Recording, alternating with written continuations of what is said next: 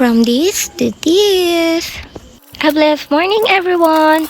So, ayan nga mga mima, another day, another DIY makeover na naman tayo. At dahil nga sa naiirita na ako sa tuwing makikita itong aming kwarto, naisipan ko na nga i-DIY makeover itong aming kwarto. So, ayan, inuna ko na nga itong portion na to kasi ito nga yung portion na nakikita sa labas kapag nakabukas yung pinto. At sobrang sakit sa mata tuwing makikita ko siya na ganito yung itsura. Sa totoo lang mga mima, nakailang palit na nga pala ako ng wallpaper sa aming dingding. Pero dahil nga mababait ang aking mga chikiting, ilang buwan lang ang itinatagal ng maayos na kwarto sa amin. So, ayan na nga. Kaya nga itong mga mima, napag-isip-isip ko na ayusin na ulit ang aming kwarto dahil masakit na nga talaga sa mata. So, ayan na nga mga mima. Minasilya ko muna yung mga butas na pinaglagyan at pinagkabitan ng dating aircon namin sa may bandang taas ng bintana. Tapos, pininturahan ko na nga lang ng quick dry na glossy paint ng Boysen.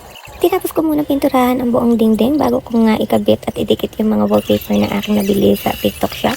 So ayan, para sa mga gusto pang umorder ng ganitong mga design ng wallpaper, ilalagay ko na nga lang po ang link sa aking comment section. At nagdagdag na nga lang po ako ng konting kaanitnikan dito sa aming bintana, tinakpan ko ng wallpaper. So ayan mga mima, ito na ang before and after. At marami pong salamat sa panonood!